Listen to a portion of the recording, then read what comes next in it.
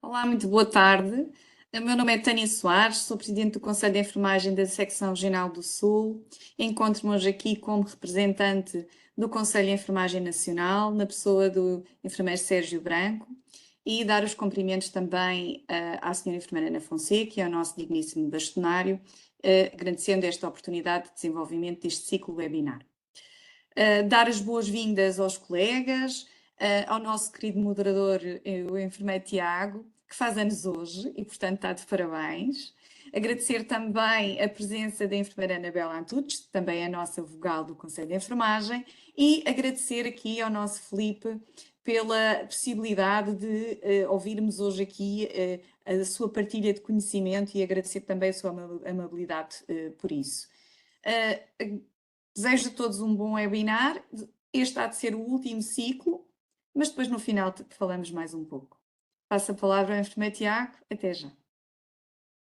Ora, muito boa tarde a todos os presentes. Gostaria de começar por agradecer ao digníssimo bastonário enfermeiro Luís Barreira, também à vice-presidente do Conselho Diretivo, enfermeira Ana Fonseca, também à presidente do Conselho de Enfermagem da Secção Jornal Sul, a senhora enfermeira Tânia Soares, também ao membro do Conselho de Enfermagem, a enfermeira Anabela Antunes, também agradecer ao todo o nosso staff do Gabinete de Formação e Qualidade da Ordem dos Enfermeiros e, finalmente, ao nosso preletor de hoje, o enfermeiro Filipe Santos, que é especialista em enfermagem médico-cirúrgica, mestre em enfermagem com área de especialização em gestão de unidades de cuidados e é atualmente doutorando em Ciências de Enfermagem. Trabalhou como enfermeiro no IPO de Coimbra, onde pertenceu à Comissão Executiva do GCLPP-CIRA, que atualmente se chama o LPP-CIRA, e colaborou com a DGS na campanha nacional de dinamização das precauções básicas de controle de infecção no projeto AITUSHI. Foi bolseiro da Fundação para a Ciência e Tecnologia e é atualmente professor adjunto na Escola Superior de Enfermagem de Coimbra, onde leciona na unidade curricular Prevenção e Controle de Infecções Associadas aos Cuidados de Saúde. Participa também em projetos internacionais que visam a melhoria dos processos de aprendizagem em cursos de enfermagem. Integra os órgãos sociais da Associação Nacional de Controlo de Infecção e é membro da Comissão para a Atribuição de Títulos da Ordem dos Enfermeiros. Sr. Enfermeiro Filipe Santos, tem agora a palavra. Muito obrigado, Tiago, colega enfermeiro Tiago. Pode-me ocorrer não ter a formalidade do enfermeiro, porque já nos conhecemos já há bastante tempo. Em primeiro lugar, creio que já estou a partilhar, certo? Sim, sim.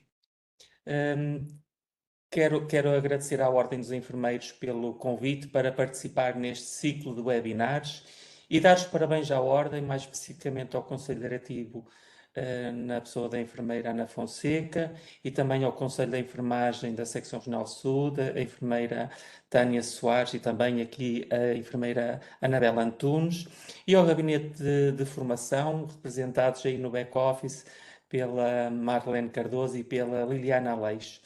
Peço-vos, por favor, que enderecem os meus cumprimentos ao Sr. Bastonário, enfermeiro Luís Barreira, quem tanto estimo.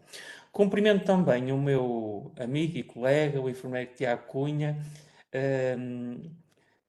amigo de longa data nestas lutas da prevenção e controle da infecção e resistência aos antimicrobianos. Quero dizer que preparar este webinar foi um desafio bastante grande, porque falar de desafios emergentes, podemos falar tanta coisa e correr o risco de ou ser muito teórico ou então ser superficial demais. Juro que dei o meu melhor para tornar estes 90 minutos agradáveis. Ora, eu preparei este webinar dividindo com o papel da enfermagem na prevenção e controle de infecção e resistência aos antimicrobianos. Depois falarei um bocadinho das enterobacteriais produtoras carbapnamases, as lições que nós aprendemos com a Covid-19, abordar um bocadinho as novas doenças, as doenças emergentes, o monkeypox, alguns desafios relacionados com surtos recentes, outros desafios emergentes que me foram surgindo ao longo da construção desta apresentação, e depois também alguma reflexão sobre o futuro da enfermagem neste contexto de prevenção, controle de infecção e resistência aos antimicrobianos. Então, primeiro falar do papel da enfermagem na prevenção e controle de infecção e resistência aos antimicrobianos. Antes de tudo, dizer que existe uma competência diferenciada, acrescida diferenciada em prevenção e controle da infecção, que visa, e nessa competência existe um conjunto de definições que é importante relembrar. Primeiro, o que é a prevenção e controle da infecção? É uma prática que visa prevenir e controlar infecções associadas aos cuidados de saúde, baseada em evidência científica, prevenindo eventos adversos relacionados com infecções e que requer uma ação constante a todos os níveis do sistema, desde decisores políticos, administradores hospitalares, profissionais de saúde e todos aqueles que acedem aos serviços de saúde, ou seja, os nossos cidadãos. Depois também é importante definir o que é a enfermagem em prevenção e controle de infecção. É uma área do exercício profissional que contribui, e muito, digo eu, para a qualidade dos cuidados de saúde, fomentando a cultura de segurança e a prática profissional segura. Focaliza-se na gestão de risco, na melhoria contínua da qualidade, na vigilância epidemiológica, na investigação, na prática clínica, na educação e literacia da pessoa, alvo de cuidados ou da sua família, promovendo cuidados seguros em contexto multidisciplinar. E nós temos aqui já um rol de áreas de atuação que muitas vezes umas achamos mais apetecíveis, outras nem tanto, mas todas elas importantes. E depois, o que é o enfermeiro de prevenção e controle de infecção? É aquele profissional que tem o título de enfermeiro, obviamente, com um conhecimento concreto e um pensamento sistematizado dos domínios da disciplina, da profissão e da prevenção de controle de infecções. Atua principalmente como facilitador e consultor para a garantia da segurança da qualidade dos cuidados, agindo de acordo com as normas legais, os princípios éticos, deontológicos, assegurando um exercício profissional assente na evidência científica. E isto, hoje em dia, é muito complicado, muito complexo, porque são milhentas as evidências científicas que saem diariamente e algumas até contradizem muito rapidamente as evidências anteriores. E estes enfermeiros promovem uma cultura de segurança, a melhoria contínua da qualidade dos cuidados de saúde e da prática profissional. Ora, para ver se isto tem muita gente desse lado, eu vou-vos lançar um desafio. Peço-vos para que façam a leitura deste QR Code e respondam rapidamente a esta questão: qual é o papel dos enfermeiros na prevenção e controle da infecção? Eu já dei algumas dicas, quer dizer, não fui eu que dei, foi a Ordem dos Enfermeiros que elencou o papel do enfermeiro no Regulamento de Competências Acrescidas Diferenciadas em Prevenção e Controle da Infecção, mas eu queria ouvir-vos, ler-vos acerca disto. Não sei se estão a conseguir aceder, se há alguma dificuldade. A Cristina fez aí um não like. Ora bem, já estão a conseguir responder, está a funcionar. Neste momento, 4 respostas submetidas, mas acredito que sejam muitas mais, porque a viagem de todos os cantos do país até Coimbra pode ser longa. 11 respostas.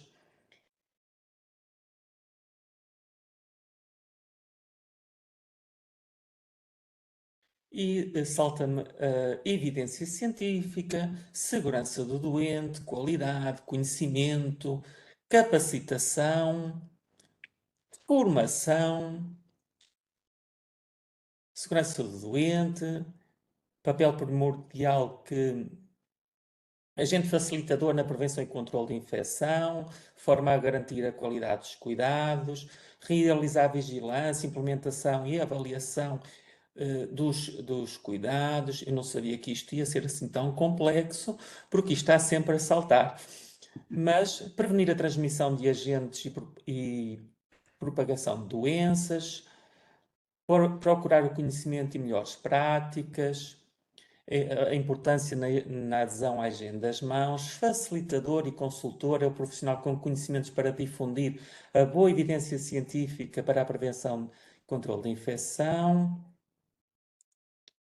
um elo fundamental, promover a articulação de serviços com orientações de prevenção de infecções, prevenir IACs através da adesão de boas práticas, educar o doente e a família para boas práticas, promover as boas práticas nos serviços de internamento com base em evidência científica, articulação de cuidados, gestão de risco, muitas coisas que formação e supervisão, e eu também faço parte de uma associação de supervisão clínica, atitude antecipatória, segurança e melhoria contínua dos cuidados. Ora, temos aqui já um rol muito grande do papel dos enfermeiros na prevenção e controlo de infecção. Podem continuar a responder, mas eu vou avançando. Ora, de facto, recolher e analisar dados de infecção para tomar decisões baseadas em evidências, educar profissionais de saúde sobre protocolos de prevenção de infecções para facilitar a preparação para emergências, garantir medidas de isolamento necessárias para conter a propagação de doenças infecciosas, participar no desenvolvimento de planos de ação em caso de surtos na comunidade ou no local de prestação de cuidados de saúde, colaborar com agências governamentais para garantir que as práticas de controle de infecção sejam implementadas e aplicadas, conhecer os agentes infecciosos e os seus efeitos na saúde humana, participar em investigações que visem a prevenção da infecção, garantir adesão às precauções básicas de controle de infecção, aos feitos de intervenção para a prevenção e controle de infecção relacionada com dispositivos médicos e procedimentos cirúrgicos, monitorizar e reportar outras infecções, monitorizar e reportar infecções por micro-organismos CAP, educar profissionais de saúde para a prevenção de IACs e resistência antimicrobiana, educar cidadãos, produzir documentos de apoio à tomada de decisão, participar na escolha de material e equipamento para a prestação de cuidados, emitir pareceres, tudo coisas que me foram lembrando enquanto estava a construir esta apresentação.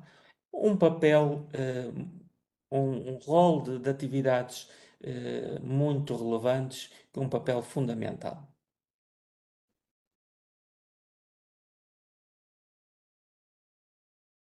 Ora, várias são as estratégias para reduzir as IACs, nomeadamente a adesão às normas e orientações, os programas de apoio à prescrição de antibióticos, a vigilância epidemiológica, a triagem e categorização de doentes em coortes, manter o ambiente seguro, limpo e organizado e a higiene das mãos.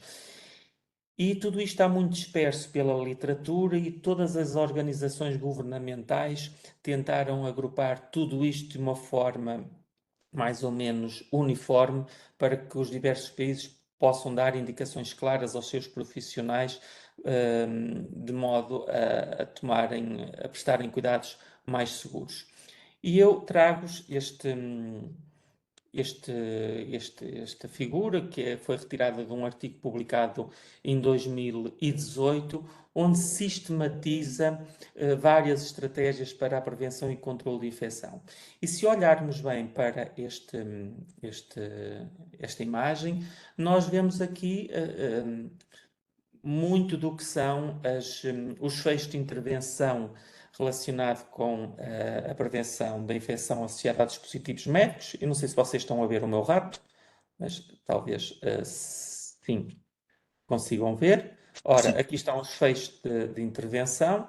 Depois temos questões relacionadas aqui com a formação contínua, o papel da microbiologia, as precauções básicas de controle de infecção, os aspectos relacionados com a nutrição, que muitas vezes são esquecidos, os programas de apoio à prescrição de antimicrobianos e também de vigilância epidemiológica. E se repararmos, de facto, isto está muito relacionado com a atividade das unidades locais de PPCIRA.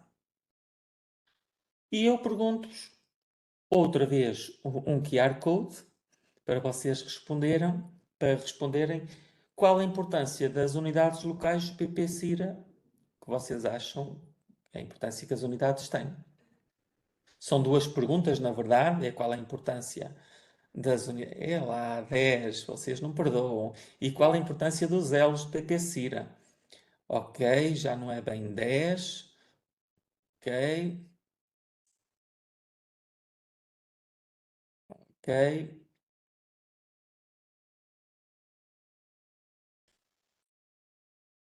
Digamos que os colegas no global consideram que é muito importante as unidades locais de PP-CIRA e também é muito importante os elos.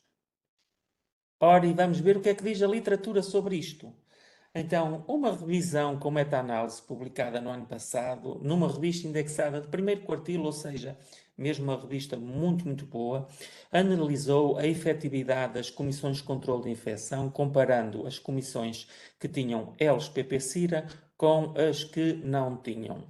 Embora os autores ressalvem que os estudos publicados tenham baixa qualidade e elevados níveis de viés e apresentam algumas inconsistências e imprecisões, os resultados mostram que as comissões de controle de infecção, com ou sem elos, infelizmente não reduzem as IACs, nem as mortes relacionadas com as IACs, nem a duração dos internamentos. Contudo, nos hospitais com elos PP-CIRA, há uma maior adesão dos enfermeiros às boas práticas, e isto é relevante.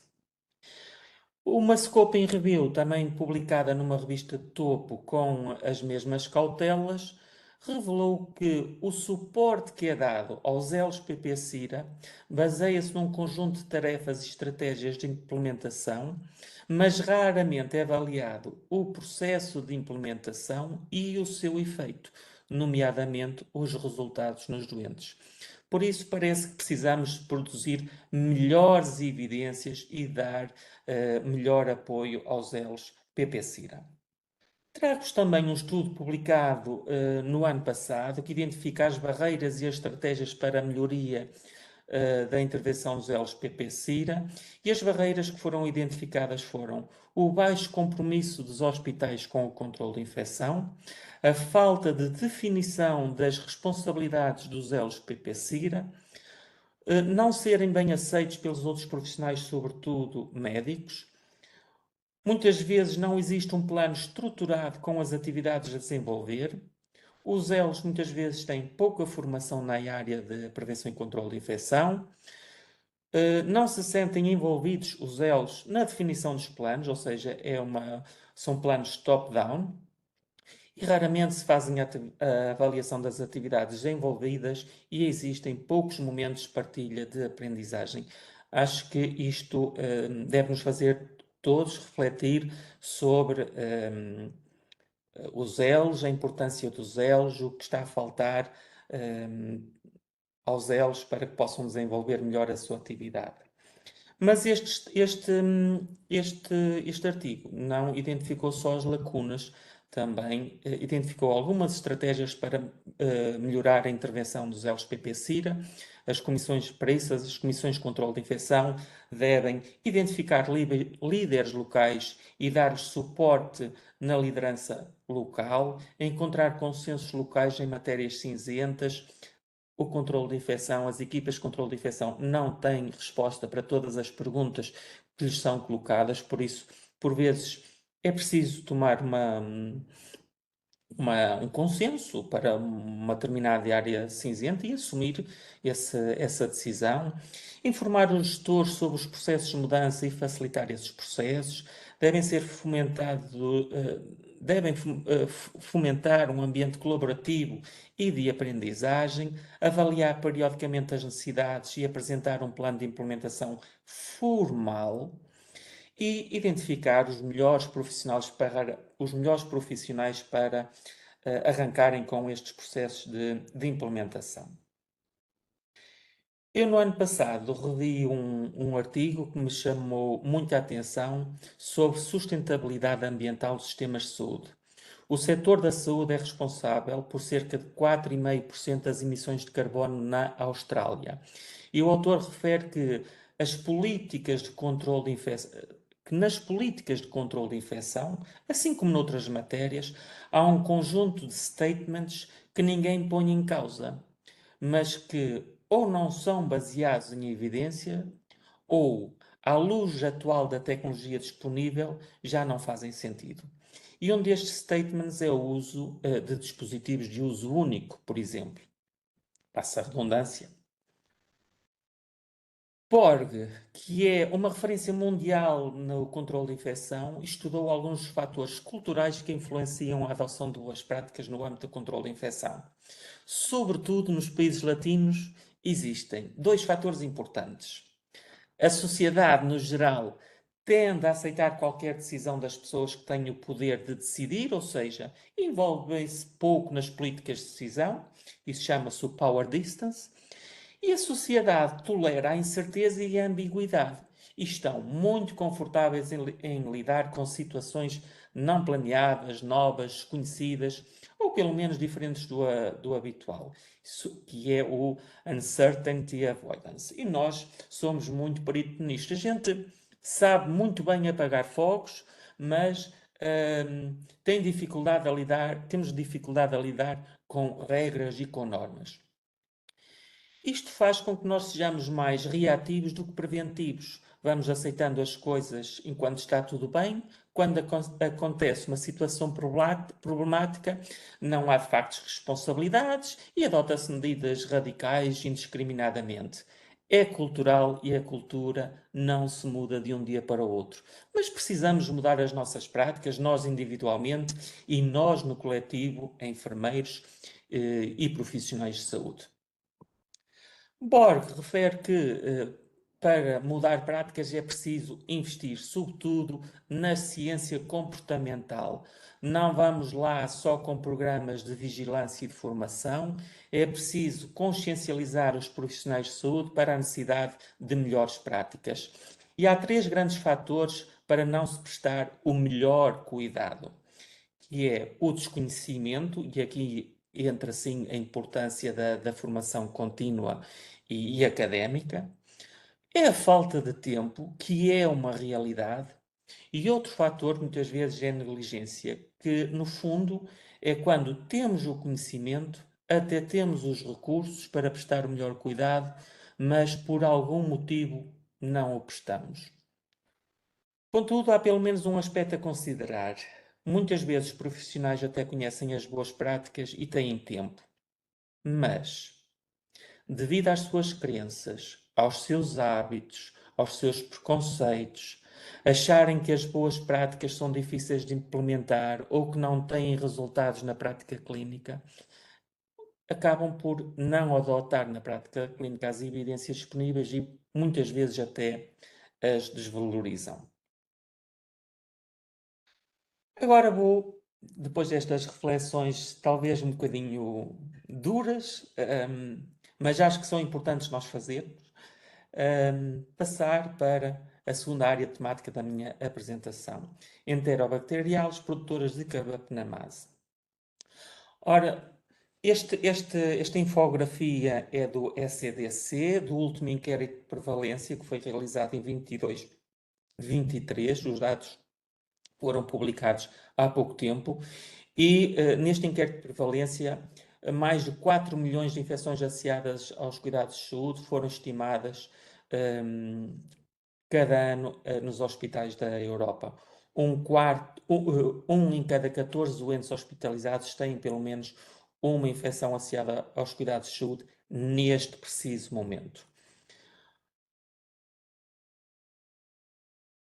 Contudo, pelo menos 20% das infecções associadas aos cuidados de saúde são consideradas preveníveis. E para isso não, é necessário que sejam identificados os micro-organismos e em cerca de 61% destas infecções foram identificados micro-organismos nos hospitais, mas um aspecto relevante é que esta identificação também permitiu ver que uma em cada 3 bactérias identificadas estão associadas aos cuidados, perdão, estou-me a confundir e a confundir-vos.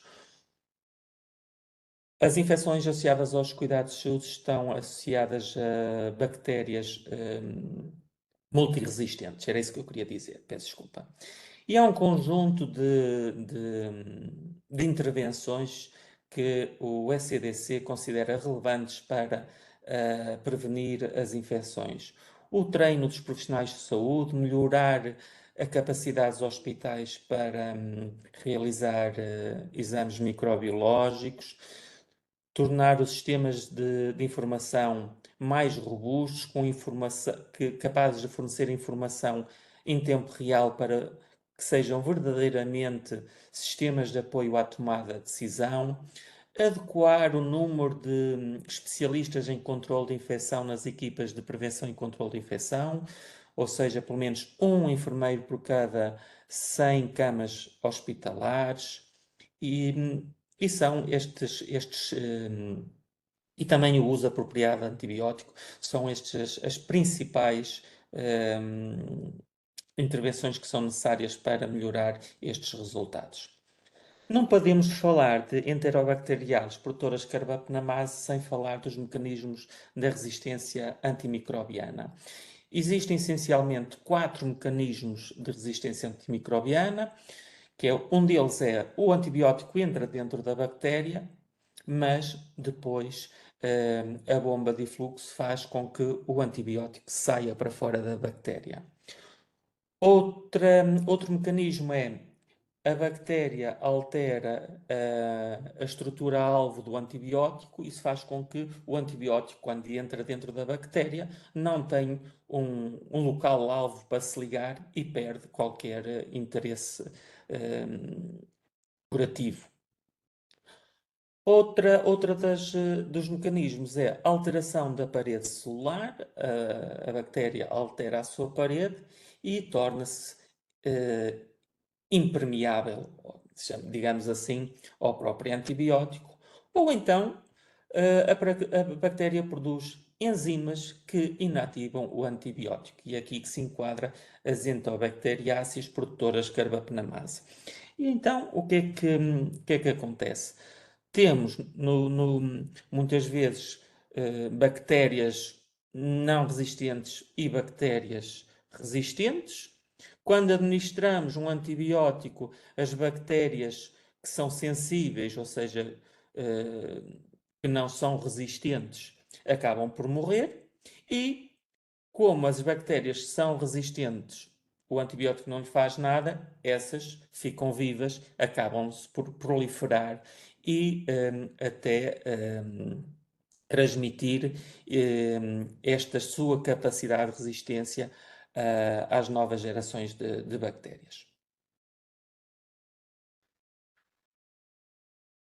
A questão da resistência antimicrobiana é um problema global e muito desafiador, porque os antibióticos são usados em larga escala na produção animal. Nós, quando comemos um bom bife, também estamos a ingerir antibiótico, e isso também contribui para a resistência das nossas bactérias. E por outro lado, pessoas doentes que acedem aos cuidados de saúde, que necessitam de prescrição antibiótica, fazem-na muitas vezes nos hospitais também acabam, é um contexto muito facilitador para a proliferação deste tipo de micro-organismos, que acabam por vir para a comunidade, quer pelos doentes que têm alta, quer pelos profissionais de saúde, e pronto, temos bactérias multiresistentes em tudo quanto é lado. E com a globalização, as bactérias não se confinam a uma cidade, a um país. As bactérias que antigamente estariam circunscritas a uma determinada área geográfica, hoje em dia facilmente se espalharam por todo o mundo através das nossas viagens. Bactérias e não só. Ora, a literatura sugere que o papel dos enfermeiros na administração antimicrobiana tem sido historicamente focado em questionar o prescritor. No entanto, há várias evidências de que os enfermeiros incorporam muitos aspectos da gestão antimicrobiana na prática clínica, apesar da má designação e da falta de reconhecimento da função. Na atual política de administração antimicrobiana, carece a definição clara das funções dos enfermeiros e do contributo que os enfermeiros têm na gestão do antibiótico, e isto podia aumentar a eficácia dos programas de antibiótico stewardship. É importante ressaltar que a segurança dos doentes, dos enfermeiros e a segurança ambiental podem ser afetadas negativamente por práticas clínicas que não são informadas por evidências, quer na preparação, como na administração e até no descarte de antimicrobianos intravenosos. A formação, ou a educação, como queiram chamar, e os padrões abrangentes para a gestão do antibiótico precisam de mais desenvolvimento dos enfermeiros para fortalecer a prática da enfermagem. E são necessários mais esforços interprofissionais e intersectoriais para mitigar o risco global do desenvolvimento de bactérias resistentes aos antimicrobianos. Foi com isto que se criou o One Health. A inclusão formal de enfermeiros em programas de antibiótico stewardship tem sido associada a níveis de conhecimento mais elevados, maior confiança do enfermeiro e, em alguns casos, melhores resultados clínicos para os doentes. A literatura sugere que a influência dos enfermeiros nos programas de antibiótico stewardship é complexa, mas, ao mesmo tempo, é significativa.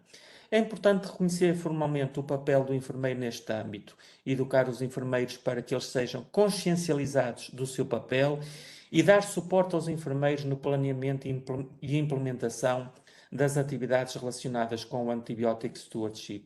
E também garantir que os enfermeiros gestores estejam envolvidos em todo este processo. No entanto, as evidências sobre o papel do enfermeiro no antibiótico stewardship ainda são muito limitadas, são necessários mais estudos para uma maior compreensão sobre a natureza, o escopo e a influência do papel dos enfermeiros neste âmbito. Por isso, quem está a fazer os seus percursos de mestrado, que têm que desenvolver uma pequena parte de investigação, já estão aqui algumas dicas para desenvolverem os vossos estudos. Ora, agora passando propriamente para as enterobacteriales produtoras de carbapnamase, são bactérias gram-negativas, comensais do intestino humano e de outros animais. Exemplos deste tipo de bactérias são Escherichia coli, Klebsiella, Enterobacter, Proteus, Salmonella, Shigella e Serratia. O mecanismo mais comum das enterobacteriales é, aliás, elas são produtoras, neste caso as produtoras de carbapnamase, é a produção de enzimas que conseguem hidrolisar todos os beta-lactâmicos. Ora, isto é os resultados da resistência antimicrobiana do último inquérito de prevalência. Se repararmos aqui nos quadrados vermelhos estão entobacteriales produtoras de carbapnamase, a Klebsiella, a Serratia, o Proteus e a Escherichia, e o que está a azul claro é a resistência a cefalosporinas de terceira geração, que já se instalou há muito tempo, mas a azul escuro está a resistência aos carbapnemes. E a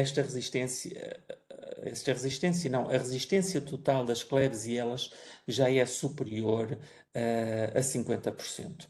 Isto é muito, muito relevante para o futuro de nós, como queremos ser pessoas saudáveis, porque corremos o risco de, em breve, não termos tratamento possível para pessoas que possam padecer destas infecções com estes micro-organismos multiresistentes. O ECDC, que é a entidade europeia major na prevenção e controle de infecção, emitiu uma guideline para prevenir as enterobactérias resistentes a carbapenem ou as enterobacteriáceas produtoras de carbapenemase. E ela diz que, primeiro, que esta guideline apenas oferece sugestões práticas, não é prescritiva, e é necessário melhorar a capacidade dos laboratórios, melhorar a comunicação entre os sistemas de informação, aumentar o compromisso e responsabilidade das instituições de saúde e adotar as intervenções que constam nesta norma às necessidades locais em função da disponibilidade de recursos financeiros e estruturais. E cada vez mais esta questão dos recursos é fundamental, porque esta é uma guideline europeia e nem todos os países da União Europeia têm os mesmos recursos. A guideline apresenta um fluxograma de suporte à tomada de decisão na avaliação do risco para a colonização de EPCs durante a admissão nas instituições de saúde, onde são prestados nas instituições de saúde. Este fluxograma é uma ferramenta de orientação para profissionais e equipas de controle de infecção, permitindo a identificação rápida de doentes que possam ser portadores de enterobacteriáceas resistentes a carbapenems e, assim, implementar medidas necessárias de forma atempada. O fluxograma é dividido na avaliação inicial, que deve ser feita na admissão do doente. Os profissionais de saúde verificam se o doente possui histórico ou fatores de risco para enterobacteriáceas resistentes a carbapenems, conforme as categorias de risco estabelecidas. Depois faz-se a implementação das medidas básicas, que é independentemente do status do doente, e são aplicadas essas medidas, e depois as medidas adicionais para doentes potencialmente colonizados com enterobacteriáceas resistentes a carbapenems. Para esses doentes identificados como potencialmente colonizadores, são recomendadas ações específicas, incluindo isolamento de contacto preventivo, triagem ativa para EPCs, com zargatoa das áreas retais ou outros locais colonizados. E depois, a terceira etapa do fluxograma são ajustes baseados nos resultados da triagem ativa. Se o teste for positivo, devem ser continuadas as medidas de isolamento. Se o teste for negativo, as medidas de isolamento de contacto podem ser interrompidas, mas as medidas de precauções básicas de controle de infecção, obviamente que devem ser continuadas. A guideline aborda medidas essenciais para a prevenção e controle de infecção para minimizar a disseminação de EPCs dentro e entre os estabelecimentos de saúde.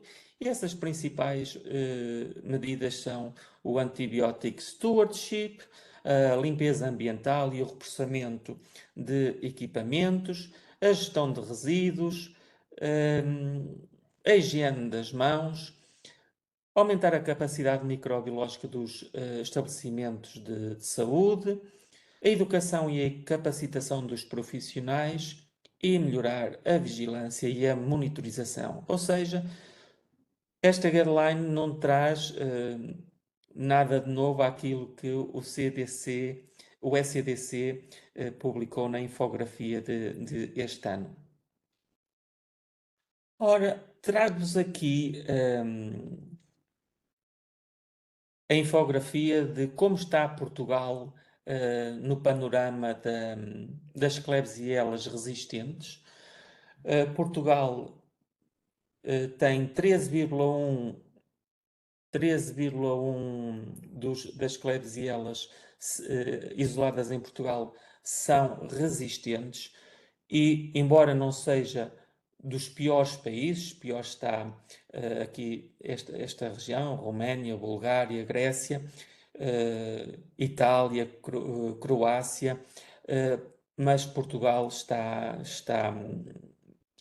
não está bem e precisamos melhorar, porque nos últimos anos temos vindo a aumentar. E não é só nos mais velhos que as resistências, nas pessoas mais velhas que são identificados micro-organismos multiresistentes, temos esta população de adultos que é o maior grupo onde são isoladas estas bactérias multiresistentes. Trouxe-vos também o do Staphylococcus aureus resistente à meticilina, que, graças às medidas que têm sido implementadas desde 2015 de uma forma consistente, a resistência tem vindo a diminuir. E é sobretudo nas pessoas mais velhas, porque agora já não se diz pessoas idosas, nas pessoas mais velhas que a resistência tem sido identificados, isolados, estafilococcus aureus resistentes à meticilina.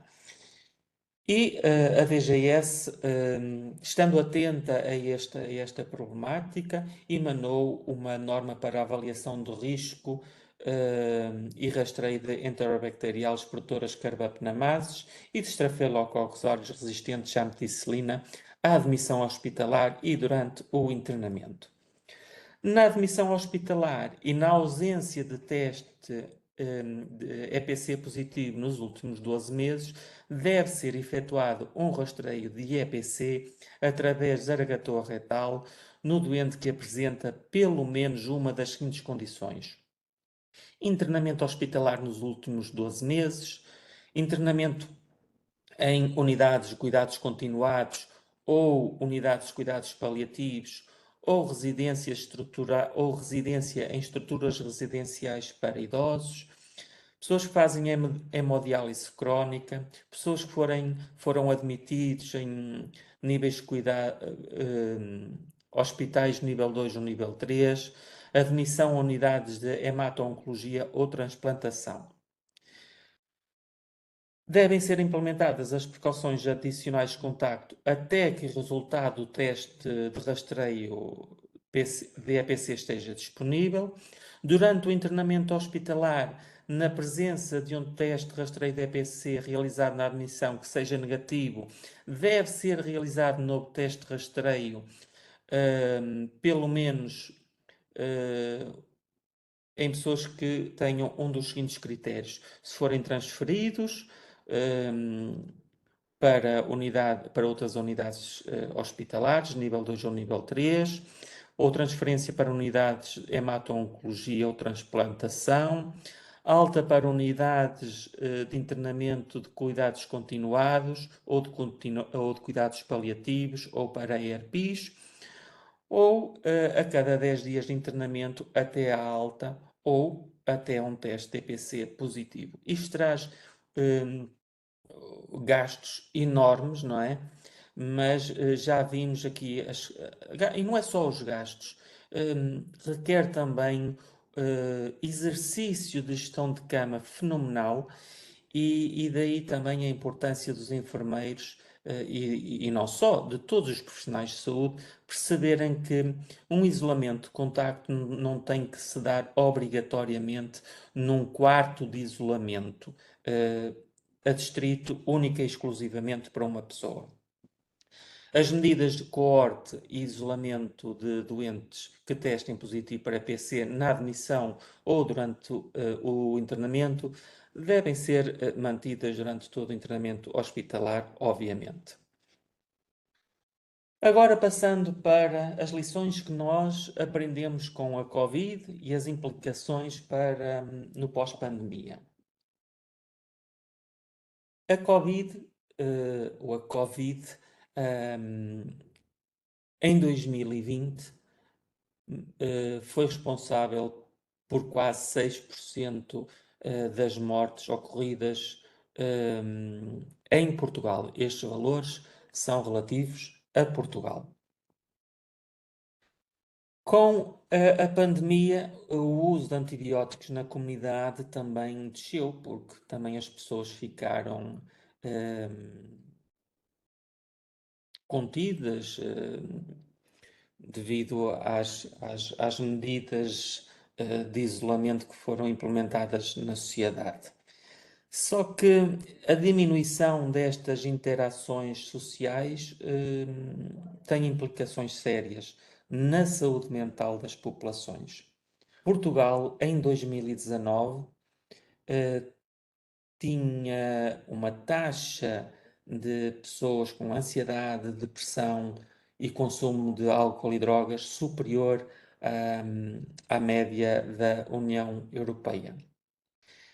E, nomeadamente, no que diz respeito à ansiedade, depressão e dependência de álcool e drogas, as mulheres são as mais afetadas, sobretudo as mulheres com baixos rendimentos.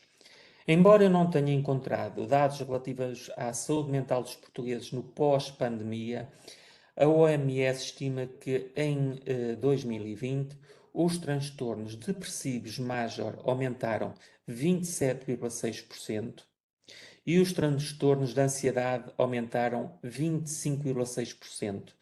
Isto leva a questões éticas muito sérias, porque durante a pandemia 33% dos Estados-membros da OMS diminuíram ou interromperam os serviços de saúde mental. E isto é uma lição que nós devemos ter com esta pandemia, que a alocação de recursos não pode levar à remoção de recursos tão essenciais quanto este que é a saúde mental das pessoas. Embora os reportes mais recentes da OMS revelem que não existem variações significativas dos níveis de stress e ansiedade dos profissionais de saúde durante a pandemia, em Portugal, num estudo realizado durante a primeira onda pandémica, observou-se que os profissionais com problemas de saúde e contacto direto com pessoas infectadas foram associados a uma maior suscetibilidade para burnout pessoal e burnout relacionado com o trabalho.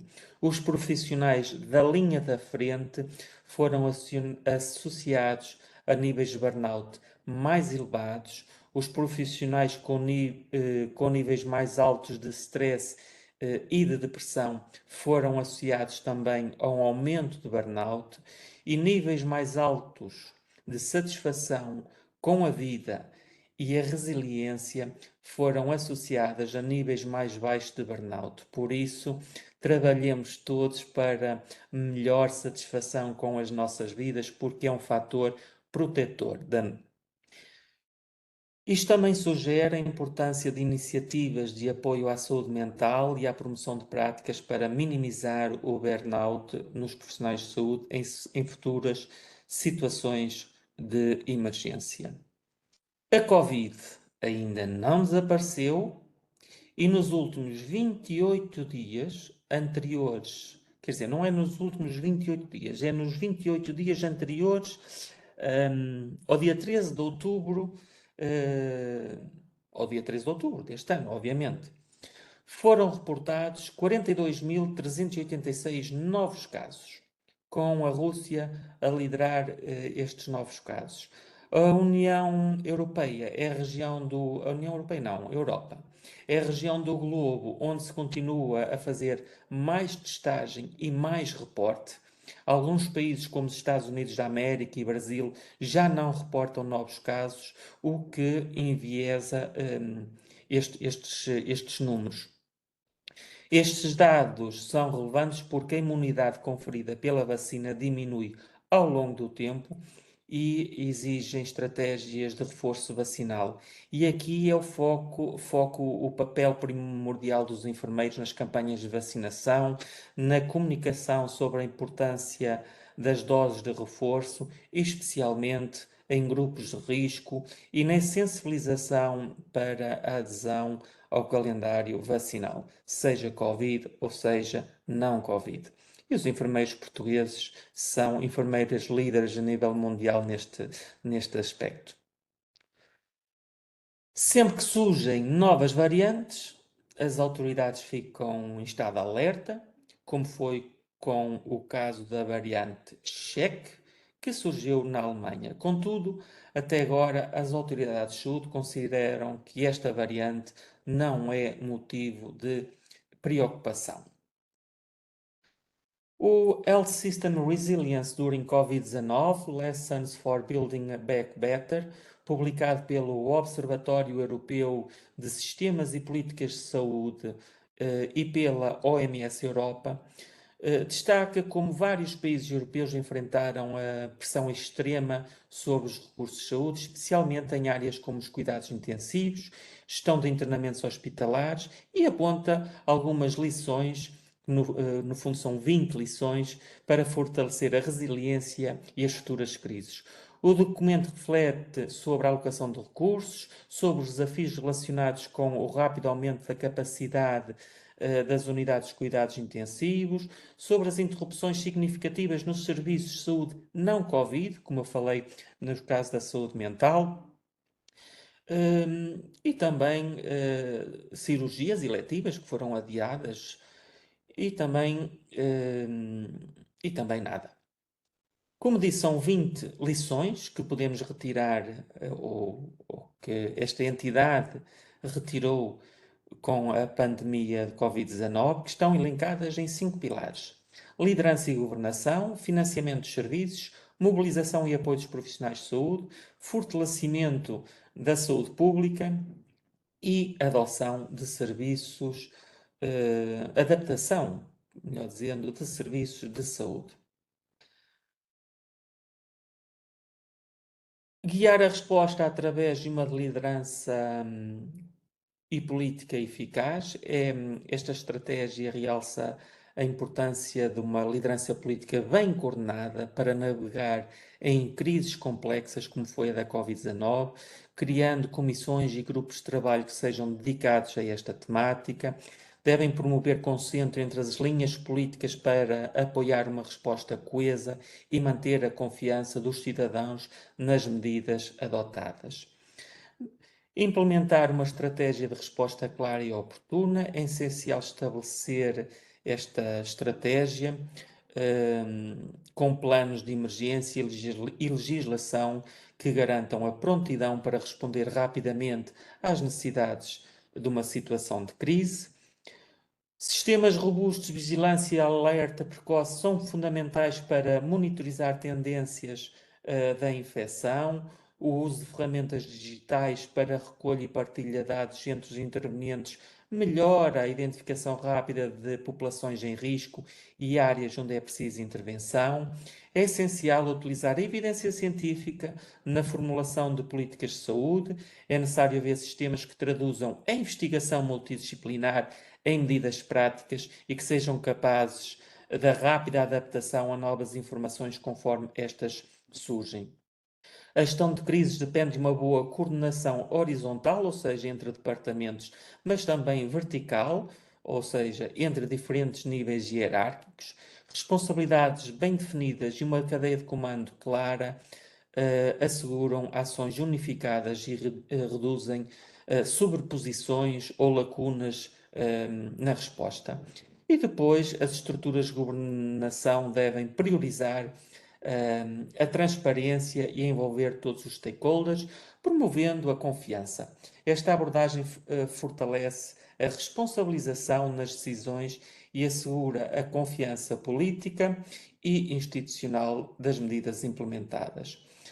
A adesão às medidas de saúde pública é reforçada por uma comunicação clara e transparente, uma estratégia de comunicação bem definida deve ser adaptada para alcançar diferentes populações, mantendo a consciência e a confiança ao longo da resposta à crise. Incluir diversos intervenientes no planeamento e na tomada de decisões traz perspectivas e recursos variados, o que também fortalece o apoio à adesão, o apoio e a adesão às medidas de saúde pública. E depois não esquecer a colaboração internacional, que é muito essencial para a partilha de recursos e transferência de conhecimento. Acordos entre países e organizações globais facilitam uma resposta coesa, especialmente na gestão de riscos transfronteiriços e, por exemplo, na distribuição das vacinas. A importância de manter um financiamento adequado para absorver os custos inesperados de uma crise. Esta estratégia recomenda o uso de reservas financeiras e mecanismos de endividamento público para lidar com necessidades financeiras imprevisíveis e países com financiamento de saúde em contraciclo demonstraram ser mais resilientes ao impacto económico da pandemia. Flexibilizar os sistemas de pagamento para atender às necessidades e mudanças e equilibrar e fazer equilíbrios aos incentivos económicos também é extremamente relevante. Expandir a cobertura dos serviços de saúde para garantir o acesso universal, especialmente durante situações de estabilidade económica. E depois também é importante garantir uma força de trabalho em saúde que seja adequada. Isto envolve aumentar a capacidade da força de trabalho, ou seja, enfermeiros, médicos, técnicos auxiliares, técnicos superiores de diagnóstico e terapêutica, a capacidade de recrutar trabalhadores adicionais sem muitas burocracias para lidar com as necessidades da pandemia. Mas outras estratégias também são fundamentais, como implementar intervenções não farmacológicas e serviços de teste, rastreio, isolamento e suporte, implementar programas de vacinação eficazes, e aqui a vacinação contra a Covid-19 podemos continuar a alimentar as dúvidas acerca da importância da vacinação. Na verdade, também não sabemos como é que seria se não houvesse a vacinação, mas eu acho que quem percebe destas questões epidemiológicas e de vacinação reconhece que a vacinação protegeu a nossa população, sobretudo a população mais idosa. E depois, outra estratégia é manter os serviços públicos de saúde que já estavam estabelecidos antes destas crises, aumentar e reutilizar e redistribuir a capacidade existente para aumentar os aumentos súbitos de necessidades relativa de procura de cuidados devido às situações de crise. E por fim, a última estratégia que envolve a adaptação dos serviços para garantir a continuidade dos cuidados, incluindo a implementação de caminhos de cuidados alternativos e flexíveis, como a telemedicina ou a monitorização remota. Os serviços não relacionados com as crises, neste caso não relacionados com a Covid, como diagnósticos e cuidados de saúde mental, devem ser mantidos para assegurar o acesso abrangente e atender às diversas necessidades de saúde, e é essencial monitorizar o acesso e a utilização de serviços para manter os padrões de qualidade e adotar protocolos rapidamente conforme necessário. E lembro que logo após a amenização da crise por Covid, muito se falou sobre o aumento de casos de cancro que foram diagnosticados em estadios mais avançados. Ora, já o tempo vai passando e agora avanço para a Mpox, anteriormente conhecida como a varíola dos macacos. A Mpox causa sintomas semelhantes aos da varíola. A Mpox é geralmente mais leve do que a varíola, mas também pode levar à morte. Assim como na varíola, a erupção cutânea da Mpox começa com manchas vermelhas e planas. As manchas convertem-se em bolhas que se enchem de pus, que nós chamamos de pústulas. Depois de vários dias, as pústulas formam crostas e é isso, e formam crostas e que depois onde sarar, e é isso que todos nós pretendemos. Antes do surto de 2022, A erupção cutânea muitas vezes começava no rosto e espalhava-se para outras partes do corpo, incluindo as palmas das mãos e as plantas dos pés. No entanto, durante o surto global de 2022, a erupção cutânea muitas vezes começava na região genital, na boca ou em regiões próximas à boca, e frequentemente é dolorosa e pode não se espalhar ou progredir conforme os estadios anteriormente mais conhecidos. Os sintomas incluem febre, dores de cabeça, dores musculares, dores de costas, fadiga extrema, linfódenos salientes e inchados. Estes sintomas podem ocorrer antes, durante ou depois do surgimento das erupções cutâneas. A transmissão é essencialmente por contacto e por gotículas. Que as gotículas, embora sejam menos comum, começou a ganhar maior destaque, especialmente devido às interações prolongadas e próximas durante contactos íntimos, como beijos, abraços ou relações sexuais. Desde janeiro de 2022, ou seja, desde o início deste surto global até ao dia 30 de setembro deste ano, foram confirmados 109.699 casos, 236 mortes e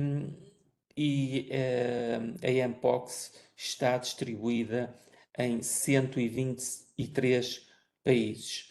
No último mês de setembro foram identificados 2.763 novos casos, não houve mortes, e estes novos casos foram reportados por 47 países. Aqui está a distribuição geográfica do total de casos, com os Estados Unidos da América e o Brasil com maior número de casos, total de casos identificados, mas um pouco por toda a Europa, os novos casos têm aumentado bastante e contribuído para chegarmos a patamares semelhantes ao centro africano, onde antes deste surto global o Mpox estava mais confinado. E o número total de mortes, em maior número absoluto, os Estados Unidos da América, México, região centro-africana, Brasil e no que respeita à Europa, Portugal, Espanha, Áustria e Bélgica estão ali, e República Checa estão ali no topo dos países com maior número de casos, maior número de mortes devido a monkeypox. E agora trago-vos aqui um gráfico que mostra a variação de novos casos entre agosto e setembro. E trago esta imagem porque se aqui na anterior nós vemos que são poucos os casos em que ocorreu morte, o número de casos em Portugal aumentou mais de 50% no último mês e isto deve nos deixar preocupados. Preocupados porque a variante 2 do vírus é a que prevalece em todo o mundo e é a que prevalece em Portugal, mas no dia 14 de agosto deste ano, o diretor da OMS declarou a Mpox uma emergência de saúde pública internacional, muito devido ao aparecimento da variante 1B do vírus fora do Congo, que ele estava circunscrito ao Congo e aos países que fazem fronteira com o Congo, já circulava nesses países há vários anos. Esta variante é mais mortal e é mais facilmente transmissível, em comparação com a variante 2, que é a prevalente na Europa e em Portugal. Mas já foi identificado o primeiro caso da variante 1B na Europa, que ocorreu na Suécia, mas também já foi identificada na Alemanha. E, segundo os especialistas, é inevitável que a variante 1B chegue a Portugal. Ora, os sintomas eu já os disse, mas ressaltar que habitualmente aparecem entre o 5º e 21º dia após a exposição ao vírus e as áreas onde aparecem as erupções cutâneas agora são predominantemente na região genital, face, peito e braços. Os grupos de maior risco para desenvolvimento de doença grave ou complicações são as crianças, são as mulheres grávidas, pessoas imunocomprometidas, pessoas HIV positiva, com doença mal controlada. Embora faltem dados, doentes com doenças crónicas de pele e condições agudas de pele também podem estar em maior risco de complicações. Pessoas com sintomas como náuseas e vômitos ou linfadenopatia cervical dolorosa que leva à disfagia ou com alterações na visão, hepatomegalia, entre outras, também têm maior risco de desenvolver doença severa, assim como pessoas com alterações laboratoriais, nomeadamente elevada contagem de transaminases, leucocitose ou trombocitopenia. Também o número de lesões está diretamente relacionado com o risco de doença severa. Quanto maior o número de lesões, maior é o risco de desenvolver doença severa. O diagnóstico da Mpox é realizado através de PCR, ou seja, laboratorialmente, por teste molecular ou de sequenciamento genético. Este é o gold standard, mas recentemente foram aprovados testes rápidos de anticorpo, mas apenas para serem usados em situações de emergência ou surtos ou em países com baixos recursos. A profilaxia pré-exposição deve ser feita a grupos de risco acrescido de infecção, nomeadamente homens que têm sexo com homens, com múltiplos parceiros sexuais, diagnóstico de infecção sexualmente transmissível nos últimos 6 meses, história de práticas sexuais com uso de substâncias psicoativas, pessoas envolvidas em sexo comercial ou em práticas sexuais de grupo, funcionários ou utilizadores de espaços onde se verifiquem práticas de sexo em grupo ou de sexo anónimo, e isto existe em Portugal, pessoas com parceiros sexuais anónimos, pessoas em programas de profilaxia pré-exposição para o HIV e também profissionais de saúde envolvidos na colheita e processamento de produtos biológicos de casos de infecção pelo vírus Mpox. O esquema vacinal é 0,1 ml por injeção intradérmica, em que, quando não há história de vacinação contra a varíola, são administradas 2 doses com 28 dias de intervalo, e pessoas com vacinação contra a varíola há mais de 2 anos deve ser administrada uma dose, e pessoas vacinadas contra a varíola há menos de 2 anos não têm indicação para vacinação. Isto são as orientações da Direção-Geral de Saúde. Também deve ou pode ser feita a profilaxia pós-exposição, contactos próximos com casos confirmados de infecção humana por vírus da Mpox, pessoas assintomáticas e sem história prévia de infecção com contacto próximo de um caso confirmado devem ser vacinadas nos primeiros 4 dias, mas podem ser vacinadas até o 14º dia se a infecção for provável ou se vier a ser confirmada. E depois o esquema vacinal é 0,5 ml através de injeção intradérmica, Se a exposição for continuada ou intermitente, devem ser administradas 2 doses, com 28 dias de intervalo. Se a exposição não for continuada ou intermitente, basta uma dose. Se houver vacinação, se a pessoa que foi exposta ao risco de exposição tiver sido vacinada contra a varíola há mais de 2 anos, basta uma dose. E se vacinada há menos de 2 anos, também não tem indicação para a vacinação. E pergunto-vos agora, aí desse lado, porque já preciso de um copo de água e para me dar uma pausa, que equipamento de proteção individual usariam para cuidar de pessoas com a Mpox? Podem selecionar várias opções e depois também não. Eu pensava que tínhamos aqui outra pergunta, mas não, só temos mesmo esta pergunta.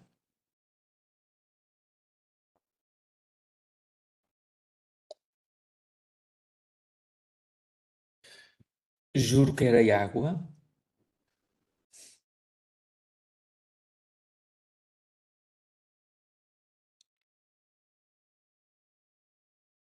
Ora, temos aqui.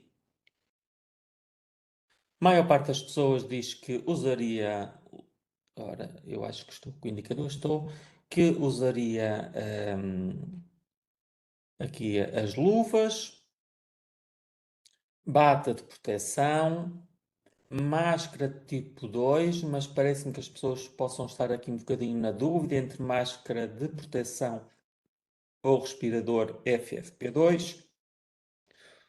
Talvez aqui uma resposta a dizer cógula, quiçá por engano, não sei. Bata impermeável, proteção ocular. Então, basicamente, há consenso entre bata de proteção, mas que não sabem se tem que ser impermeável ou não, luvas, máscara tipo 2 ou FFP2, ou respirador FFP2, parece que o FFP2 está a ganhar força, e proteção ocular. Muito bem, vamos ver o que é que diz a literatura. Ora, segundo o CDC, a colocação e transporte de doentes os doentes devem ser colocados preferencialmente em quarto individual ou em coorte. Se quarto partilhado, o doente deve ter um WC de uso exclusivo. Não há necessidade de condições especiais de renovação de ar. Fora da cama, o doente deve usar máscara e durante o transporte, o doente deve ter máscara e as lesões da pele devem estar cobertas. Os profissionais de saúde devem de utilizar luvas, bata, proteção ocular e, de facto, FFP2, muito devido a esta nova variante do grupo 1B, que ainda não se percebeu muito bem a forma de transmissibilidade, parece ser mais transmissível e ser mais virulenta. Por isso, recomenda-se então o uso da FFP2, porque não sabemos quando é que vai ser o primeiro caso. Depois, as visitas devem ser limitadas, mas não devem ser eliminadas. As pessoas com Mpox podem receber as visitas dos filhos, do cônjuge, podem e devem receber as visitas dos filhos e do cônjuge, ou, se forem crianças, receber as visitas dos pais. Não há necessidade de alteração dos procedimentos de higiene ambiental, mas é preciso garantir que os procedimentos de higiene ambiental são cumpridos rigorosamente. O equipamento de uso clínico, nestes casos, deve ser de uso exclusivo no doente. São certas recomendações da OMS para a prevenção e controlo de infecção da Mpox em unidades de saúde. Devem ser implementadas precauções de contacto e gotículas em qualquer pessoa com suspeita de Mpox. Lá está. Às vezes isto confunde os profissionais de saúde, porque a CDC diz que é um FFP2 e aqui a OMS fala em gotículas, e em gotículas é a máscara. Mas se nós lermos as recomendações na globalidade do documento, diz que devem ser implementadas precauções de contacto e gotícula em qualquer pessoa com Mpox, mas devem ser usados respiradores em vez de máscara como medida adicional. Ou seja, de facto, as precauções é de contacto e de gotícula, mas como uma medida adicional, vamos implementar os respiradores. Devem ser implementadas precauções por via aérea sempre que forem realizados procedimentos geradores de aerossóis. Também aprendemos isto com a pandemia. As áreas usadas pela pessoa com Mpox e o equipamento usado na prestação de cuidados de saúde deve ser limpo e desinfetado de acordo com as diretrizes nacionais ou institucionais. Lençóis, toalhas e qualquer outros itens de tecido devem ser manuseados e recolhidos com cuidado. Todos os fluidos corporais e resíduos sólidos de pessoas com Mpox devem ser tratados como resíduos infecciosos. E para pessoas em isolamento devido a Mpox, devem ser implementadas medidas para apoiar a interação da pessoa com a sua família e os visitantes, a interação com a família. E os visitantes são essenciais para promover o bem-estar. Desculpem que escrevi aqui a frase errada. Deixo-vos estes dois documentos que são importantes para o apoio à tomada de decisão na resposta à Mpox, um documento da OMS que aborda todas as questões relacionadas com Mpox e aqui a norma portuguesa que se refere à vacinação contra a Mpox. Agora, quase a terminar, falar dos desafios relacionados com os surtos recentes de hepatite A, sarampo e ébola. Ora, a hepatite é uma inflamação do fígado, como todos nós sabemos, com ou sem sintomas, pode ser aguda, crónica, viral ou não. Os sintomas mais comuns são icterícia, náuseas, vômitos, febre, fadiga, mal-estar e dor abdominal. A hepatite aguda, a maior parte, muitas vezes resolve-se espontaneamente, mas às vezes pode evoluir para crónica ou então ser crónica à partida. As hepatites A e E são transmitidas essencialmente por alimentos e água contaminadas, por via fecal oral, mas também pode ser transmitida por via sexual. A hepatite B é transmitida essencialmente por via sexual ou transmissão perinatal. As hepatites B e C podem ser transmitidas por sangue infectado. A hepatite D só infecta pessoas que já estejam infectadas com a hepatite B. A prevalência da hepatite B em todo o mundo em 2015 afetava principalmente a região Oeste Pacífico, mas também significativamente aqui a região africana. A Europa não é onde existe maior prevalência, mas mesmo assim chega quase aos 20 pessoas por 1 milhão de habitantes. A incidência da hepatite C em 2015 já visto o gráfico, assim parece que há uma incidência superior da hepatite C, mas não, a hepatite C e a hepatite B estão mais ou menos na mesma ordem de grandeza na região da Europa. Mas a hepatite C está mais uniformemente distribuída em todas as regiões do mundo. As mortes por hepatite virais estão relacionadas com, no que respeita à hepatite B, estão relacionadas com uma pequena percentagem da beta aguda, uma grande percentagem relacionada com a cirrose e uma percentagem também muitíssimo significativa com o carcinoma hepatocelular.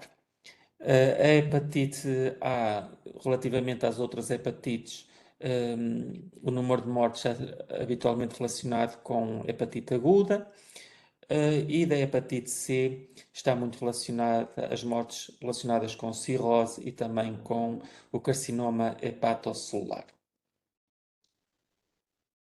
A mortalidade global da hepatite no mundo tem vindo a aumentar, e isto é um dado relevante, porque há uns anos o que nos preocupava era a tuberculose e a tuberculose tem vindo a diminuir. E neste momento o número de mortes por hepatite e o número de mortes por tuberculose já é muito semelhante.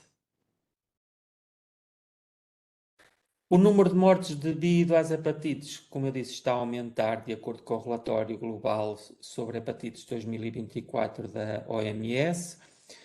Novos dados de 187 países mostraram que o número estimado de mortes por hepatites virais aumentou 1,1 milhão em 2019, ou melhor, aumentou de 1,1 milhão em 2019 para 1,3 milhões em 2022. E destas, 83% foram causadas pela hepatite B e 17% pela hepatite C. Todos os dias, cerca de 3,5 mil pessoas morrem em todo o mundo devido a infecções destes dois tipos.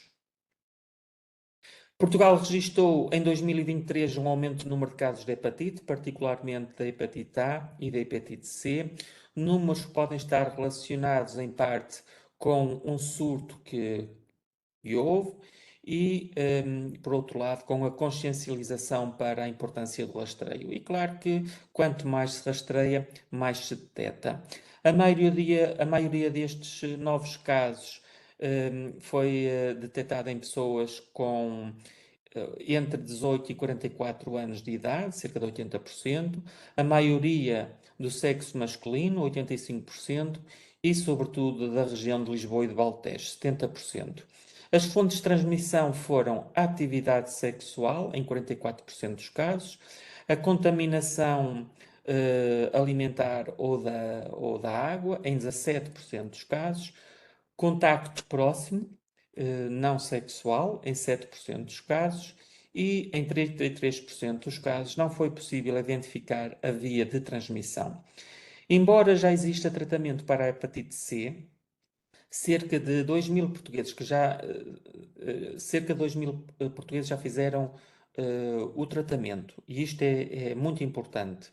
Só que o problema não acaba com o tratamento para a hepatite C, uma vez que 37% das pessoas que fizeram o tratamento quando fizeram o tratamento, já tinham problemas hepáticos que serão crónicos e que vão manter para toda a sua vida, com um risco de desenvolver cancro no fígado mais alto do que o resto da população. Este foi o alerta do Rui Tato Marinho.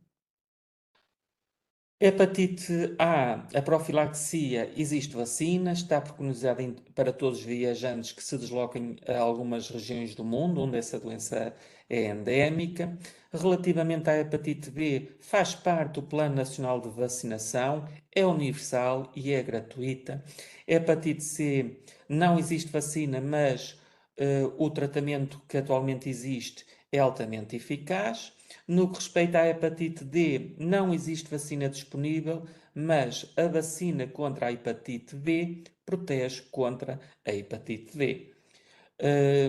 Em relação à hepatite E, não existe vacina disponível.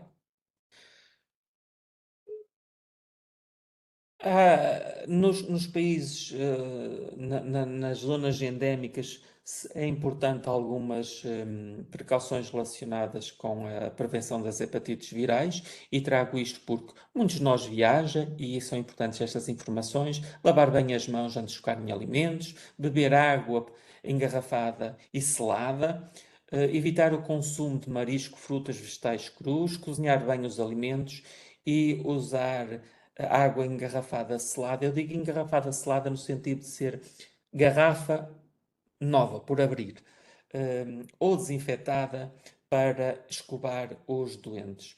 Obviamente, no que respeita à transmissão por via sanguínea e sexual, evitar comportamentos de risco. Os profissionais devem usar luvas sempre que se justifique. Obviamente, não partilhar objetos cortantes ou de uso pessoal, como seringas, lâminas de barbear ou escovas de dentes. E utilização de preservativo masculino ou feminino durante as relações sexuais. Hoje em dia existe, muitas pessoas estão a fazer profilaxia pré-exposição ao HIV positivo. Isso faz com que o uso de preservativo também tenha diminuído, porque as pessoas sentem-se seguras contra o HIV, mas estas doenças, estas hepatites virais, o PrEP não protege. E aqui o papel do enfermeiro é fundamental na educação para a saúde sobre a prevenção de doenças sexualmente transmissíveis, colheita de sangue ou de amostras para testes diagnóstico e terapêutica, a promoção da saúde mental nas pessoas que estão à espera de diagnóstico ou com um diagnóstico confirmado, o relevante papel na vacinação e também o papel na consulta de viajante. Isto foram tudo papel do enfermeiro que me surgiu assim de repente na realização deste PowerPoint. Depois temos o ébola que muito se falou há uns tempos atrás. Algumas vacinas têm sido usadas para controlar a propagação, mas não são vacinas curativas, estão a ser desenvolvidas vacinas. O controle de surto requer alguns cuidados, precauções máximas no controle de infecção, a vigilância e rastreamento de contactos, bons serviços laboratoriais, enterros seguros e dignos e o envolvimento de toda a comunidade. A taxa de mortalidade nos casos de ébola é cerca de 50%, e embora os surtos anteriores variem entre 25% e 90%. E eu, como estou a falar de enfermeiro para enfermeiros, quero dizer que esta enfermeira, a Salomé eu talvez vá dizer o nome errado, mas Carua, foi porque já morreu, era uma enfermeira da Libéria, que foi nomeada a Pessoa do Ano pela revista Time em 2014, pela sua luta contra a epidemia do ébola na Libéria. Ela sobreviveu à doença do ébola, causada pelo ébola. Depois de sobreviver à doença, retomou ao local onde quase perdeu a vida devido à infecção por ébola, para continuar a trabalhar com organizações não governamentais, ou melhor, com os Médicos Sem Fronteiras, e ajudou outros doentes com ébola. Só que 2 anos depois, com apenas 28 anos, a Salomé morreu devido a uma complicação no nascimento do seu quarto filho. E ela morreu devido à falta de cuidados, porque ainda existia a crença generalizada na Libéria de que os sobreviventes de ébola ainda podiam transmitir o vírus. E aqui o papel dos enfermeiros também na desmistificação destas crenças que existem. O sarampo que tem vindo a aumentar por crenças também, é uma doença contagiosa, altamente contagiosa, viral, transmite-se por via aérea, pode ser contraída em qualquer idade, a doença é grave, 30% das pessoas infectadas desenvolvem complicações, pode levar à morte, e a profilaxia é a vacinação. Há muitas teorias da conspiração sobre a vacina do sarampo, que causa autismo. lembrar-vos que, não é lembrar-vos, infelizmente há céticos em todas as áreas profissionais e eu trago o artigo que deu origem a esse ceticismo em relação à vacina. Este artigo trouxe graves consequências na adesão à vacina, sobretudo em vários países anglo-saxónicos. Isto traz muitos desafios para os enfermeiros, porque cada vez mais há pessoas que confiam mais nos influencers e nas teorias da conspiração, consumindo informações falsas e sem qualquer fundamento. E os enfermeiros têm novamente cada vez um papel mais importante e preponderante em promover literacia em saúde dos cidadãos. E agora, quase a terminar, só aqui algumas reflexões sobre outros desafios emergentes que me foram surgindo quase no final da preparação desta apresentação. Claro que todos nós sabemos que foram os médicos que detectaram material cirúrgico contaminado no Hospital Garcia da Horta, não foram os enfermeiros, não é? O Ministério da Saúde escondeu listas dos hospitais que usavam o serviço de esterilização que fornecia os hospitais Garcia da Horta. Isto é um problema, não é um problema, quer dizer, é um problema esconderem a lista, mas eu queria falar outra coisa. É um problema este não controle dos hospitais das suas unidades de reprocessamento de dispositivos médicos, porque cada vez mais este serviço é contratualizado em mega empresas em que os hospitais não conseguem verificar os processos. E o IGAS também abre um processo de investigação devido a instrumentos cirúrgicos contaminados, isto tudo relacionado com a mesma notícia, e isto traz a descredibilização das instituições de saúde, dos profissionais e das equipas de controle de infecção. E também é muito importante porque num país onde se espera por cirurgia durante muito tempo, cirurgias que até foram consideradas prioritárias foram canceladas devido à falta de instrumentos cirúrgicos aptos a uso. Mas depois também outros desafios é a complexidade dos equipamentos, cada vez mais complexos, mais complexa o seu reprocessamento por múltiplos canais de difícil acesso, como são os endoscópios, material utilizado em endoscopia, também com muitas ranhuras, o que dificulta os processos de reprocessamento. São equipamentos caros e que para utilizar entre doentes requer um ciclo de reprocessamento, o que requer também das instituições de saúde maior número destes dispositivos caros para atender às necessidades dos cuidados de saúde. Depois também as regras relacionadas com o reprocessamento de dispositivos de uso único. Por um lado, a União Europeia impõe que o reprocessamento que seja vetado, que não seja possibilitado o reprocessamento de dispositivos de uso único, mas por outro lado diz que os países que o fazem devem reportar e em determinadas circunstâncias o podem fazer. Isto requer dos profissionais de controle de infecção uma busca incessante de toda a legislação, de todas as indicações do fabricante, de todos os meios disponíveis para fazer o reprocessamento, e isto é muito complicado para equipas que já têm também um número muito reduzido de elementos.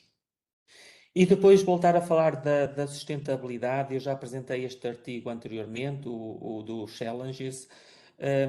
Os hospitais são responsáveis por muitas emissões de CO2, mas aqui o segundo artigo traz aqui coisas importantes. Os dispositivos médicos são fundamentais para atender o setor da saúde e promover o bem-estar nas pessoas e nas sociedades modernas, não há dúvida. No entanto, a produção e o uso contribuem significativamente para emissões de gases de efeito de estufa, causando danos indiretos à saúde global, com uma participação de aproximadamente 4,4% das emissões globais, o setor da saúde liberta CO2 em toda a sua cadeia. Cada etapa do ciclo de vida dos dispositivos médicos consome energia e recursos naturais. O produto final muitas vezes é usado uma única vez, é descartado, gera resíduos plásticos e eletrónicos. Os estudos não são muitos, mas os que existem evidenciam áreas em que é possível melhorar. No último IACS, onde eu estive presente, e também aqui o colega Tiago também esteve presente, que decorreu em Santa Maria da Feira, o professor Moad Modbouta falou muito sobre isto mesmo. Qual a necessidade de usar têxteis descartáveis em cirurgias? Qual a necessidade de descartar instrumentos que são de aço inoxidável, mas que os fabricantes dizem que são de uso único? Porquê utilizar dispositivos médicos sem nenhum valor acrescentado, muitas vezes apenas com melhorias visuais que são futuristas, sem qualquer melhoria tecnológica adicional que melhorem a prestação dos cuidados?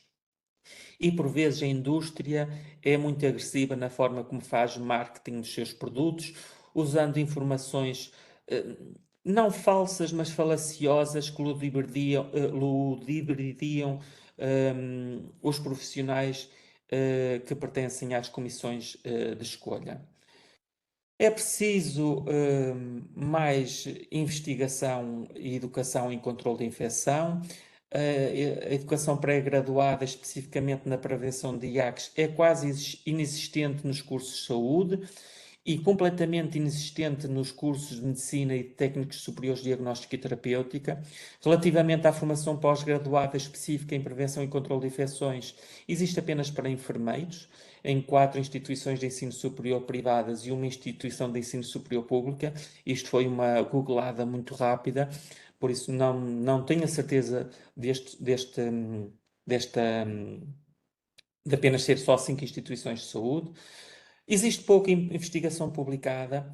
Ainda hoje de manhã pesquisei na PubMed o termo MESH, Cross-Infection, e só encontrei, parece um número muito elevado, mas tendo em conta a dimensão das publicações que existem em todo o mundo, só 66.408 artigos estão publicados na PubMed com este termo MESH, que datam entre 1945 e 2024.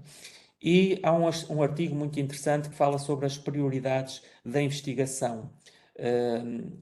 E as prioridades de investigação na prevenção e controle de infecção são a avaliação de barreiras e facilitadores organizacionais, socioeconómicos e comportamentais para a implementação de programas de prevenção e controle de infecção, o impacto da superlotação na propagação das infecções, o impacto das mudanças em infraestruturas na redução das infecções e a interação entre os microbiomas humanos e os microbiomas hospitalares. Isto são as prioridades de investigação. E depois, o último desafio que me foi dado foi qual o futuro da enfermagem no contexto de prevenção e controle de infecção e resistência aos antimicrobianos. A inteligência artificial tem potencial para identificar com mais precisão as IACs, com comandos claros e específicos. A inteligência artificial pode dar respostas confiáveis, embora necessitem sempre de supervisão humana. Este estudo mostra que a inteligência artificial é promissora em melhorar a vigilância de IACs, economizando tempo e substituindo os profissionais em algumas tarefas. Isso permite que eles fiquem libertos para atividades focadas no doente. Contudo, o uso eficaz de inteligência artificial requer formação dos profissionais de saúde nesta área da inteligência artificial, e já começam a surgir cursos neste âmbito, e também o refinamento dos modelos de inteligência artificial. Mas nada como perguntar à inteligência artificial o que é que ela acha disto, não acham? Hi Siri, já apareceu, ela é muito obediente. Siri, quais são as vantagens da inteligência artificial na prevenção e controle de infecção? É muito desafiador, por isso é que ela está a pensar. Ok, lá está ela. As vantagens da inteligência artificial na prevenção e controle de infecção incluem a velocidade, embora ela aqui tenha sido muito lenta, a consistência e a capacidade de lidar com um conjunto de dados infinitamente grandes. No entanto, muitos desafios permanecem. Melhorar a disponibilidade de conjunto de dados representativos e de alta qualidade e considerar os vieses dos bancos de dados já existentes. A inteligência artificial por si só não melhorará a prevenção e controle de infecção. A prevenção e controle de infecção requer mudança da cultura e comportamento. E isso eu não sou capaz de fazer. Ha, ha, ha. Ela já está a tomar algum aspecto humanoide, já está a gozar connosco. A maioria dos estudos, até ao momento, avalia o desempenho retrospectivamente, portanto, há uma necessidade de avaliar prospectivamente em ambiente real, que é sempre quase caótico. E pronto, obrigado pela vossa atenção e alonguei-me um bocadinho no tempo. Eu pensava que não ia ter capacidade de falar convosco tanto tempo, mas o tempo passa. Muito obrigado, Filipe, pela tua excelente apresentação. Temos agora aqui algumas questões que o nosso público gostaria de colocar. Uma ainda tem a ver com o PPS-3, o inquérito de prevalência, em que há uma colega que nos coloca a questão de em que posição é que Portugal está relativamente com os outros países. Eu creio que a DGS ainda não publicou os dados relativamente a Portugal, posso estar enganado. Eu há dias estive a procurar esses dados, mas ainda não os tinha encontrado. Contudo, eu sei que está para, se ainda não saiu, está para muito breve a publicação desses resultados. Mas temos uma ideia global do PPS-3, não por tipologia de infecção, mas a nível global, Portugal é o terceiro país com maior número de infecções. Exatamente. Outra questão que nós temos tem a ver com a norma portuguesa relativamente ao rastreio no momento da admissão relativamente aos enterobacteriales resistentes aos carbapenems e ao Staphylococcus aureus resistente à meticilina, em que o nosso colega nos pergunta o que é considerado como admissão. É o momento da subida para o internamento ou quando o doente está na urgência e está a ser observado no SO? Ora, isso é aquela pergunta para 1 milhão. Exatamente. Um doente admitido no hospital é a partir do momento que ele entra no hospital, não é admissão no internamento, porque há internamentos que são feitos nas unidades de urgência, que ficam lá 2, 3 dias antes de terem vaga no internamento. Infelizmente isso ainda acontece. Recentemente, não há muito tempo, vimos notícias dessas na televisão e a Ordem tem contribuído também para a divulgação de casos como esse. Agora, a admissão, em bom rigor, é a partir do momento que o doente entra é admitido no hospital. Não é admissão num serviço, é admitido no hospital. Concordo contigo. Realmente é um desafio porque normalmente é mais fácil implementar este tipo de protocolos de rastreio quando o doente é admitido mesmo no internamento. Mas nós temos que nos lembrar, se realmente o contacto com este doente é para ser superior a algumas horas, fará sentido fazer o rastreio a estes doentes. Não vai ser fácil, vai ser um desafio para todos nós, mas é uma realidade que temos cada vez mais de começar a adaptar. E é verdade que também, quando foi a questão do MRSA, da descolonização, também não era fácil, também tudo era difícil. Depois começaram a aparecer os testes rápidos, também começaram a haver os kits de descolonização e as coisas vão-se andando. E em Portugal, embora nós tenhamos como eu disse, somos o terceiro país da União Europeia com maior número de infecção no último inquérito de prevalência, embora não saibamos muito bem em que infecções é que isso acontece, é certo é que nós também somos muito rápidos a tentar implementar as medidas. Podemos não as conseguir implementar na sua totalidade, mas somos muito rápidos a adotar as medidas que os outros nos dizem que são as melhores. Exatamente. Temos aqui uma questão relativamente ao reprocessamento de endoscópios, salvo erro nasofibroscópios, em que o colega nos coloca a questão se o reprocessamento deve ser feito exclusivamente por enfermeiros ou se pode ser delegado para os técnicos auxiliares de saúde. Que eu tenha conhecimento, nada obriga que seja um enfermeiro a fazer esse reprocessamento. Sim. O que é obrigatório é que quem o faz saiba o que está a fazer e tenha as condições adequadas para o fazer. E Exatamente. como é que nós sabemos que as condições são adequadas e que a pessoa que o faz tem o conhecimento necessário para o fazer? Através da auditoria. E a Sociedade Portuguesa de Gastroenterologia, como a Sociedade Europeia de Enfermeiros de Gastroenterologia, Endoscopia, EGENA ou ESNA, agora já não me recordo muito bem, também tem isso muito claro. Os equipamentos que são reprocessados nas grandes centrais de reprocessamento de dispositivos médicos, nós não sabemos quem é que faz o reprocessamento. Exatamente. Eu conheço unidades hospitalares em que os endoscópios são reprocessados por enfermeiros, onde eu trabalhava. Eu trabalhei em gastroenterologia durante alguns anos. Éramos nós enfermeiros que fazíamos todo o ciclo de reprocessamento. Mas também sei que, principalmente em clínicas privadas, muitas vezes o processamento é feito por auxiliares de saúde. Sim. Eu aí concordo contigo, considero na mesma que quando é feito pelos técnicos auxiliares de saúde, deve ser feito sob supervisão do enfermeiro. Mas, ou Faltava-me seja, isso, sim, a sim. responsabilidade é dele, ele pode delegar a tarefa, mas não pode delegar a responsabilidade. Eu penso que nós não tínhamos assim muito mais questões relativamente a este webinar, digamos assim. Poderei eventualmente fazer uma ou outra se quiseres que eu faça, se não, também podemos ficar por aqui. Na verdade, pronto, é bom surgirem perguntas, porque assim muitas pessoas Surgiu ficaram a agora uma. pensar.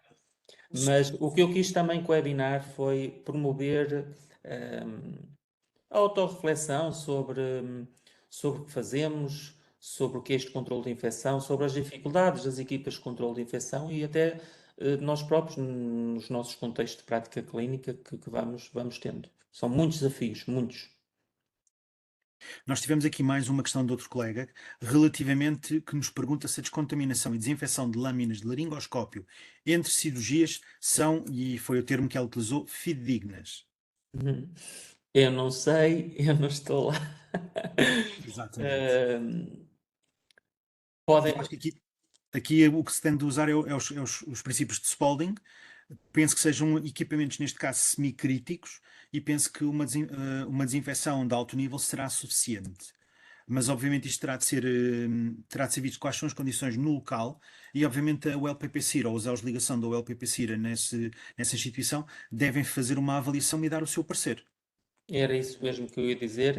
Os ULs PP-CIRAS têm diretrizes que podem ser diferentes consoante a instituição de saúde, que também têm que ver com o número de lâminas disponíveis na instituição e tudo mais.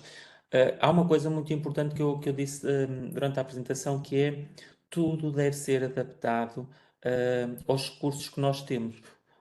As indicações muitas vezes não são preto no branco, têm que ser adaptáveis aos recursos que nós temos.